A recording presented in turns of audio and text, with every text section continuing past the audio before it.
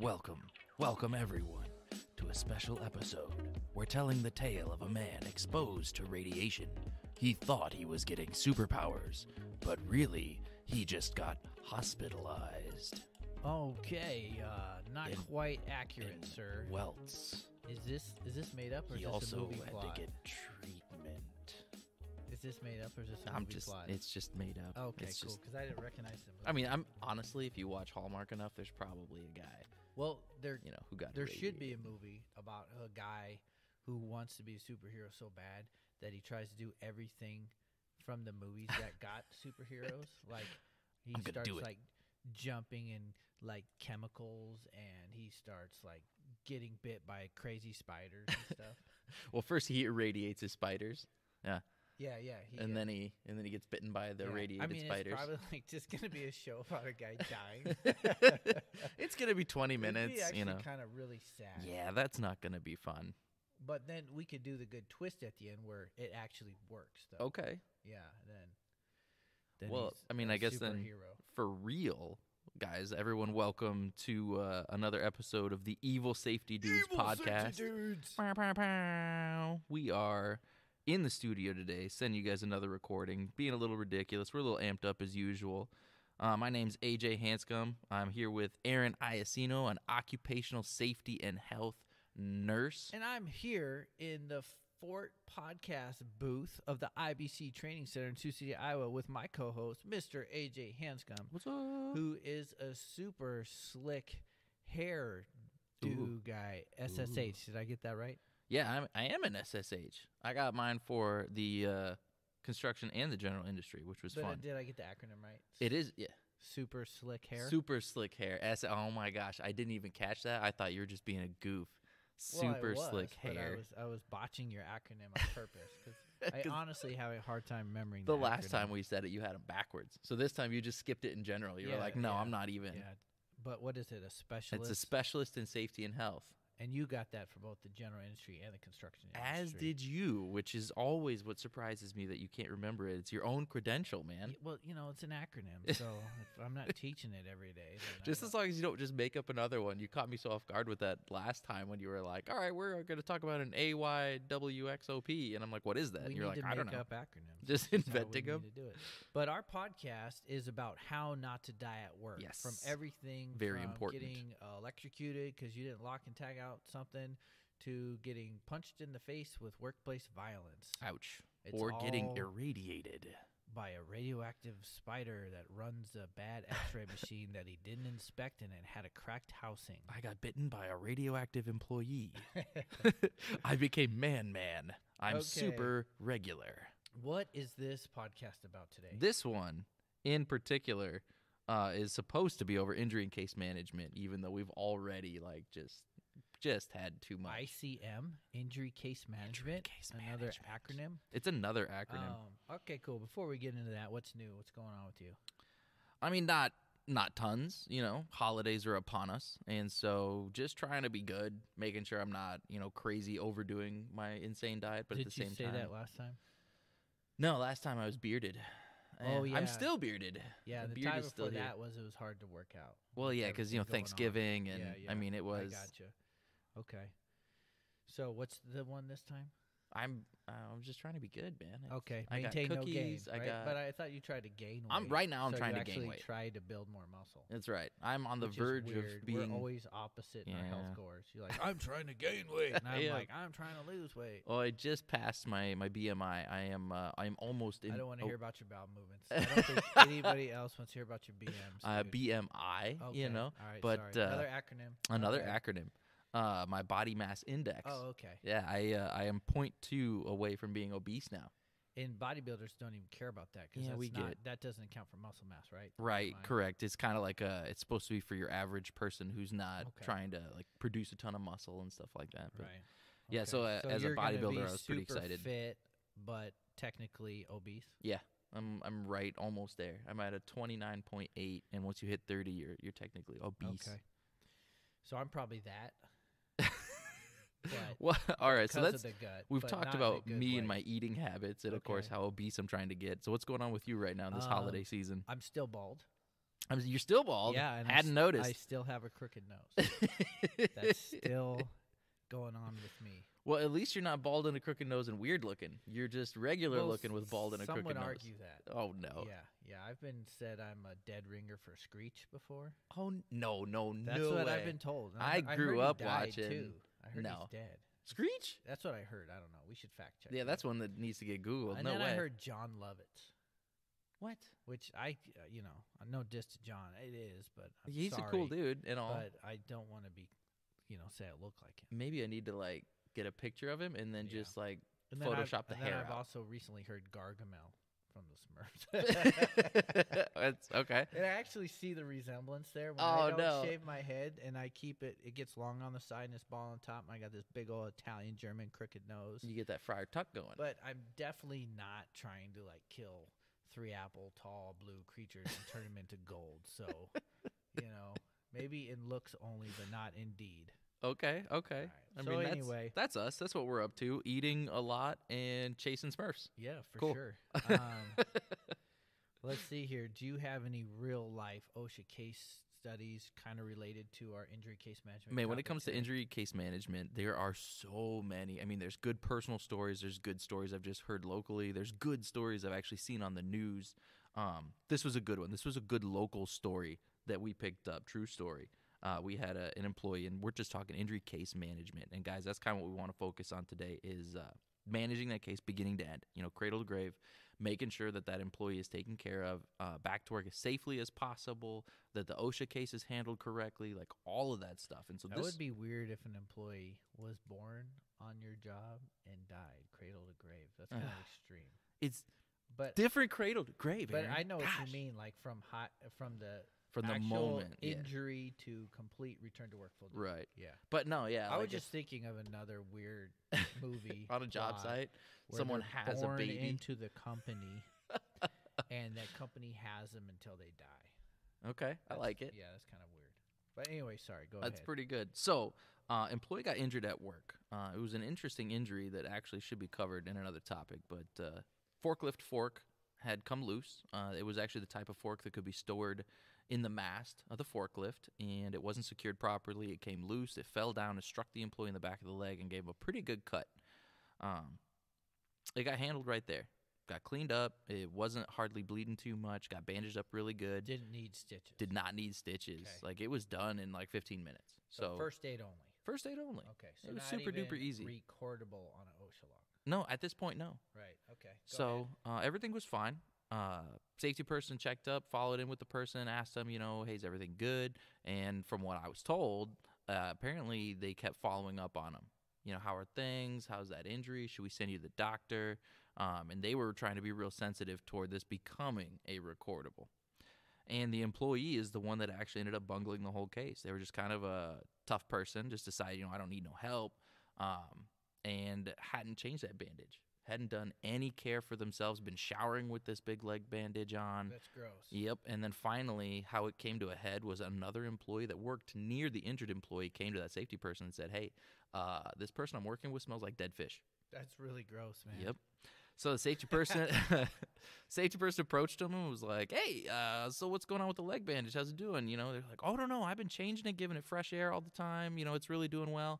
And they're like, I can really kind of smell something. You mind if we take a look at it? And it was just all That would pus. be an uncomfortable conversation. Don't you think? Smell. I can smell infection. you right now. Yeah. Not just BO, man working BO. And that was the description that kept coming in, it was like a rotten fish smell. That's gross. Yeah. And they saw it, and it was just like pustules and blisters and infection. It was visible. Oh, my gosh, puffy. everywhere. Big veiny lines leading to it. It was gross. And that's it. They just were like, nope, you're going to the doctor, carted him off to the doctor's office, got him checked out. And this person ended up having to undergo some pretty ridiculous surgery. They had to have a large chunk of their leg removed, had to get a big wound vac put onto that wound. Where and it's draining all the time. Yeah, and it's literally like a sponge that's sucking anything out of that wound all the time, and then Probably that thing has to get changed. Yeah, and then they had to get some skin graft once the whole thing got done. Yeah, so much of the leg was missing. They had to do some skin graft. Skin from their butt on their calf? It was, their butt and other places they could pull some skin from, and they put it on that leg to kind of graft the skin back. So he has butt hair on his leg now. I mean, now it's leg hair, but it was previously butt hair, and not cool. So what was interesting was case management, and you really need to be there with your employees. Is even employees can make bad decisions that can take a case from a non-recordable all the way up to suddenly this is a recordable, and it's expensive. It's a claim now, right? It's huge, yeah. And doctor bills, huge, injuries, follow-up visits. Oh, we're talking about going into changing your EMR, changing your recordable incident rate. Premium hikes. It hit their DART score. Their days away. Oh man. It hit their DART score. So they had lost time. Oh, huge amount of lost time. Oh yeah. So And this all came from just the employee allowing themselves to getting infected. So what do you think the big takeaway from that story is? The big the one that hit me personally hard with this story was that I really did get a good feeling from that safety person that they were trying to be a part of that case, but that they didn't realize how the employee could actually hide the injury and how you need to get more involved with these injuries. You can't just be like, I trust them, let it go. Yeah. Safety people don't want to be nurses. Right. Be like, hey, tell me about your bowel movement. But, okay, you keep asking me. At the same time, if you're the safety person, it's kind of on you for injury case management, and you actually have to be like, hey, dude. Yeah. We're going to do a bandage change daily at work. Yep. And I want to physically look at that. Yeah, this is a work-related injury. I'm first aid certified, yep. and I'll glove up, and I will take that bandage off and toss that in the right receptacle, and I will do some more wound care and clean that and re-bandage it and keep an eye on it instead of just trusting them. Yeah. And if we know anything about human behavior, especially about dudes. Well, yeah, people at work. All you need is a little dirt and a little electrical tape, and you're saved from any wound. Give me some spit. That's right. Fine. So yeah, dudes and self-care doesn't always go together. Right. So not. It's kind of a bad moral of the story, but what I'm hearing from you is like, don't trust the employee that they're doing great wound care. I mean, yeah, you could. I'm actually going to steal. Keep an eye on it. I'm going to steal an idiom from my dad. You can trust but verify. Yeah, no, I like that. Oh, that's great. I believe you, but it's part of my job to do injury case management. I have to see it. And I would like to do your bandage change for the day. Did you have any case studies you wanted to contribute? I have one. It's really similar. Another real life local one. All right, let me hear it. This one I actually worked. We had these welders. Okay. And for our listening audience, if you don't know about welders, they're the toughest people on the planet. I mean, you got to be careful saying that. I'm sure there's going to be other tradesmen listening to this going, what? Yeah. Plumbers are the toughest, or us craftsmen, we're the toughest. If you don't believe me, just ask them. They'll tell you how tough they are. Okay. So anyway, a bunch of welders were on a demolition site. I know this story. And one of them stepped on a nail. He had steel-toe boots on, but steel-toe boots only cover your toes. There's no steel shank that covers the sole. You can get those. Yeah, I know, but But he did not have them. Rarely are people ever wearing those. They're a little heavier. I used to have a pair, and they're quite heavy. Okay. So anyway, he steps on an old nail on a super old building. Okay. That's completely demoed. It's rubble. Makes sense. Walking through rubble, steps on an old rusty, crusty nail. And being that he's a welder and super tough, guess what he does? Oh, he doesn't tell nobody. He doesn't do anything. He doesn't report it immediately to his supervisor, which in this case was his foreman, like he's supposed to. Like pretty much every injury policy we ever read or write says must report injuries immediately. Immediately. So he doesn't do that. Right. He just toughs it out because he's super tough. Oh, he is super tough. And next day, he's okay. Day after that, he's limping a little bit, but nobody really notices because it's not slowing down his production. Kind of got a soft spot going, huh? Yeah, but like 2-3 days into it, man, he's limping a lot. Next day, he can't even walk. Calls in. Oof. So foreman's like, "What's your problem?" He's like, "Oh, I stepped on a nail a few days back." Ouch. Go see safety. Okay. So then finally, I'm involved now. Okay. Actually, I'm telling the story wrong. It's worse than this. Yeah. What happened was he told the foreman, but the foreman still didn't report it to me. Right. He still was just like, "All right, fine, take the day, wuss." Yeah. So we actually you did. wuss. We actually didn't hear about it till like several days later. Okay. The foreman finally is like, "Oh, I think you should know about this. Guy still ain't back to work yet." He's just basically leaving him to tough it out on his own. Yeah, and that's rough. So, I get him to come in, and I look at that thing, and we're like, "We're going to the clinic." Got down to the clinic. They look at the thing and say, whoa, we can't handle that here. We're just a clinic. You need to go to the emergency room. Well, what's it look like? Like when the like clinic your sees it. story of the nasty Just a big. fish So smell, it's and just it didn't hugely smell infectious. Like fish, but it was extremely infected, red, Ugh. puffy, everything. Ugh. Okay. And he can't walk on at this point. No. So get to the ER. They start freaking out. They do a whole bunch of blood work. They start doing surgery. They had to cut out a huge chunk of his heel. And they actually have to put in a peripherally inserted central catheter, a PICC line. So they're putting tubes into your heart so they could give him IV antibiotics because the blood test revealed that the infection from the nail, because it was untreated, went systemic. Went throughout his whole body, into his bloodstream. So they actually had to pump medicine into his heart so that it could more quickly pump to his whole body? Yeah. Holy smokes. Intravenously to the subclavian valve of his heart, they had to do IV antibiotics. So he's off work for 30 days. Nurse has to go to his house, flush his PICC line, put IV antibiotics and every day. So you talk about a lost time injury. Jeez. 30 days. Lost time. All because, now how do you think that case would have gone? If right away, the moment he stepped on a nail, he would have gone to his super, been like, or his foreman, and said, hey, I stepped on a nail. I don't think it's that bad. Right. If everybody was following the rules, big if there. Okay, but big if. If he reported like he was supposed to. Yeah. And then the foreman did an incident report, got safety involved. Safety does an accident investigation. Right. I definitely would have been, because I'm thinking about tetanus too, right? Yeah, dude. We got it. When was your last tetanus shot? And everybody's like, I don't know. Yeah. So it's not like they carry their immunization. So they all do the records with Stallone. them. I like that. Yeah. Their face goes lopsided. I don't know. And then, so we would have went to a clinic. They would have done a tetanus booster. They would have given some oral antibiotics. They would have cleaned the wound.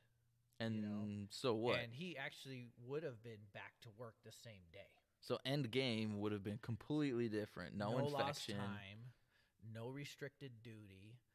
It wouldn't have got infected because you would have got oral prophylactic, which means just in case, before you think there's going to be an infection, you get prophylactic antibiotics. So they would have given antibiotics, clean the wound, give him a tetanus booster. He would have been back to work that day. No lost time, no restricted duty.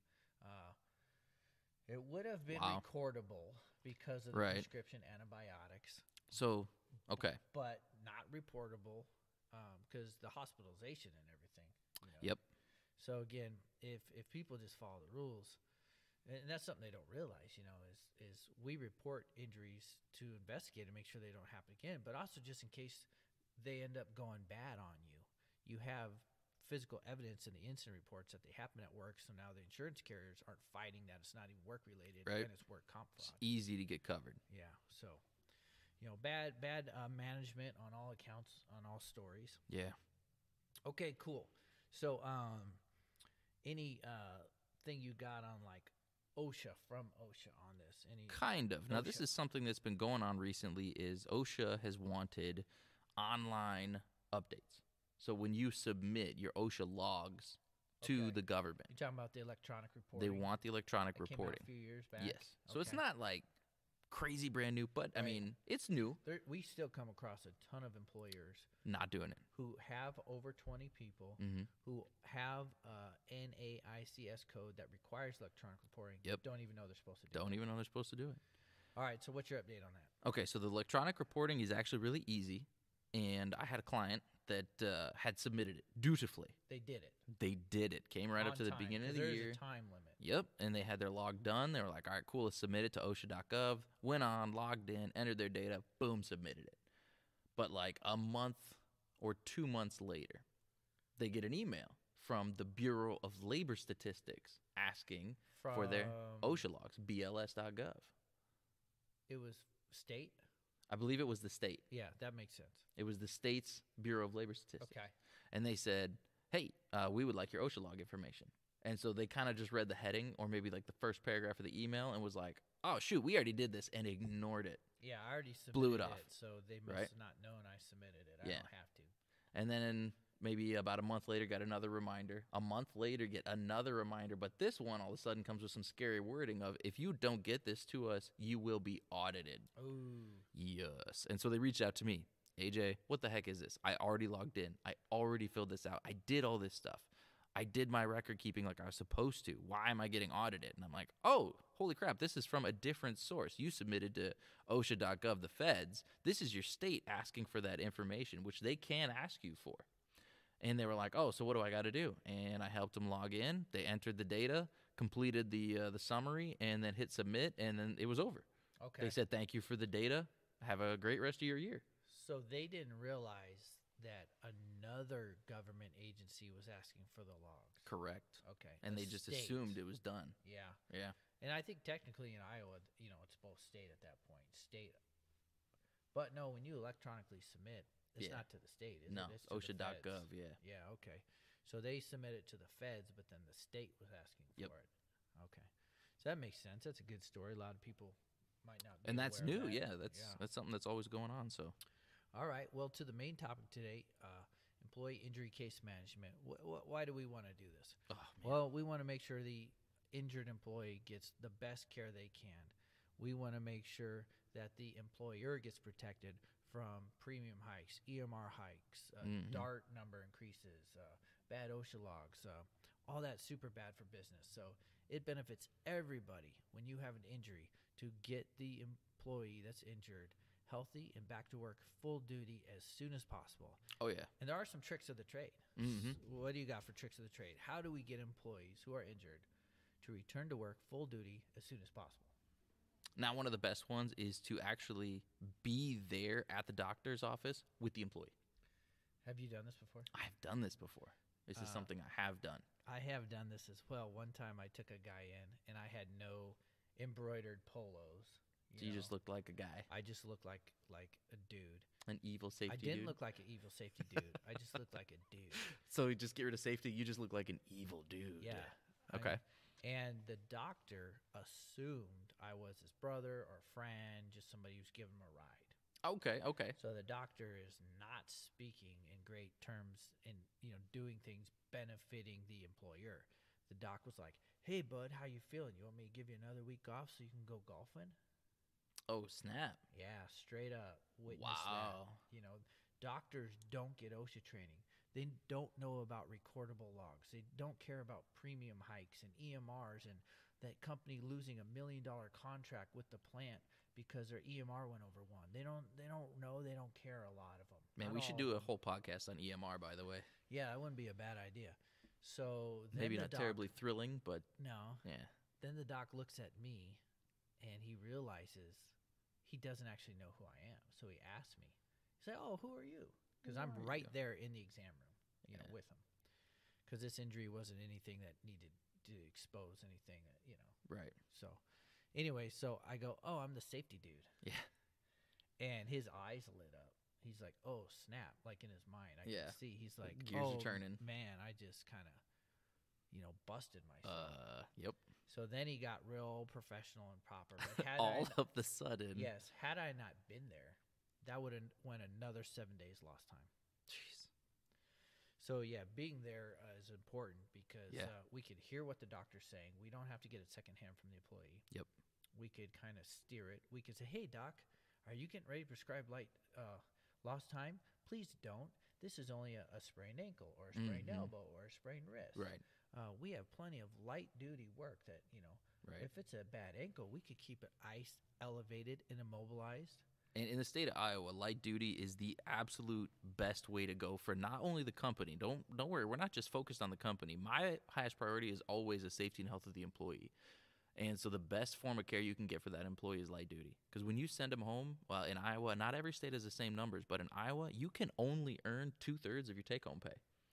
Yeah. And So if you get sent home and you got time off, you're not going to be making full paychecks laying on the couch. So that's bad for the employee. It's also bad for the employer because when work comp is paying for that, that's indemnity, isn't it? Yep. So then that work comp comes out. Now you've got claim payments, and that's all coming out of your insurance, and it's bad for. Premiums go up, EMRs go up. It's like a car accident. Anytime you take money out of that, they're gonna charge you more for it. Yeah, for sure. So one thing I think we desperately need to kind of cover real quick here before we're out of time, man, because we could talk about this thing for too much. Yeah, we have a 13-point list. We're gonna get to like point 2. I don't think we're actually gonna have time to get to the list, but I think real quick, I think something we should make a priority. Let's walk everybody through the basic steps of a case management. So let me give you the scenarios, and why don't you Okay. give me the company reaction? Okay. So first things first, boom, regardless, general industry construction, injured employee, step one. What's the injury? Okay, let's say I took a nail gun and shot my thigh. Why didn't you inspect it? Why didn't you make sure that Too late. safety Injury has thing- happened. Okay, So fine. step one. All right, lethal weapon. Yeah, my thigh. You somehow disabled the safety feature on the nail gun, or maybe it shot through something. Could have. Yeah, because Could have been more benign, Yeah, you didn't know how to use it. You were trying to shoot it through balsa wood, or the and it just went right. the through. regulators busted and it's just super over high pressure. Okay, so yeah, nail to the leg. Nail to the leg. That's a puncture wound, man. Right. Puncture wound sucks. So what's step one for the company? No, give Okay. me employee Where do you get hit with a nail? top of the thigh, just Top of the thigh, Yeah. into the quadricep. into the quadricep between the knee and the hip. Okay. So wham. And then he starts yelling profanity. Right. And then I somehow get aware of this. No. If I So hear what does that employee do? So what's step one?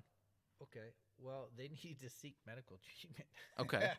Yeah, for sure. You know, you gave me a tough one because if it's really an impalement, some kind of object, I mean, traditional field medicine is don't remove it. See, and you're getting into the because I keep forgetting you're a nurse, so you Yeah. start going through all the extra steps. I'm just talking like what should every company be trained on. So maybe I'll make it more simpler injury. You know, guys at work, he's cutting open boxes, he accidentally slices his thumb. Okay. Okay, so don't overthink it. Okay. But so what's the basics? overthinking is my specialty. I know you're super good at it, but So anyway, you know, he needs to not drip blood everywhere. okay. So, So you're already into bloodborne pathogens. well, he needs to, you know, even we have good antibiotics now. So, Yeah. you know, things have changed with field care.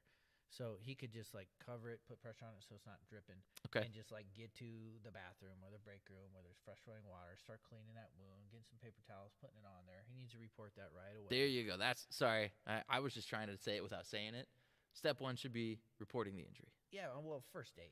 Yeah. First aid, you know, step But one. You're one of those people where, like, if you ask them to make a sandwich, you will tell me specifically in what order to lay, like, the meats and the 100%. cheeses. It's pretty. When you cut open a sandwich I make and you look at the layers, it's like a work of art. Like you want a picture of my sandwich. I like how that was just my dramatic example, and But you're it's like, true. yes, this It's true. applies. That's how I discovered my love for cooking So- was from sandwich making. Maybe now that you know what I'm fishing for, I'm just fishing for, the basic case Yeah, management. but So that step wound one, care and that first aid's a big deal. It though, is. because a lot of people are sending people to the clinic for first aid and wound care, yeah, and when you send an employee into that clinic, I'm talking 99% of the time they're going to walk out with recordable injury. yeah. So no, I they don't will. like that. I don't like that. Right. I want somebody trained with first aid on site with plenty of non-expired first aid equipment so they can handle most of these injuries on site and don't even go to the clinic. That's true. So, yeah, wound care is patched up. Report it. There's incident reports, accident investigations. Okay, so yeah, then we get into, report the injury. Second part is going to be that patient care. Let's go hardcore, though. Let's say I go out and look at it, and Mhm. I cannot approximate the wound with skin glue or steri strips or Okay. butterfly closures. I can't bandage this thing. This actually needs sutures. Okay. So we got to go in. Right, it's going to be a Because recordable. that goes into a different whole case.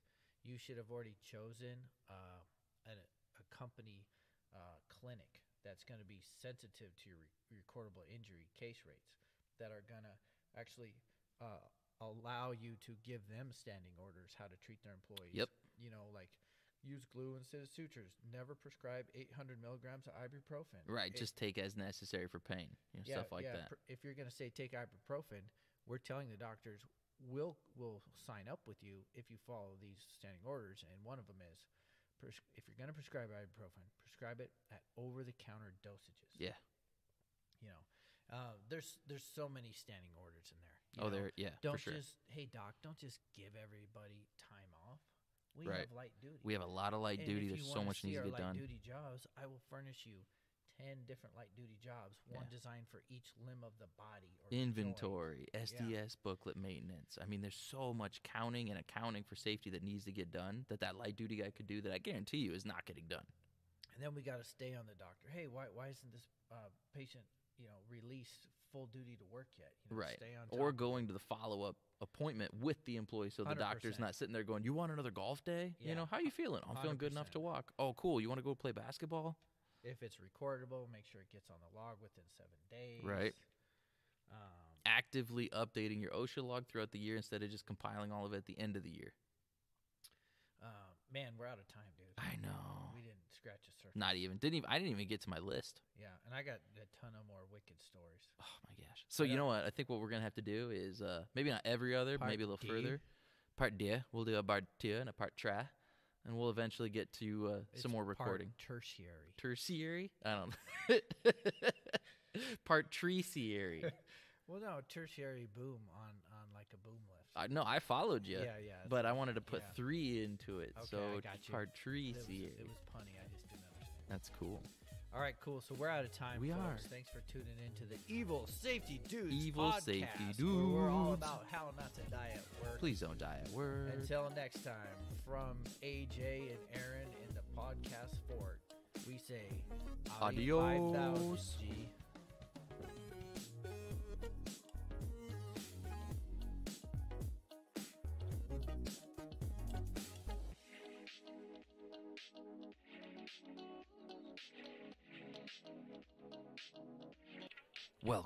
Welcome everyone to a special episode. We're telling the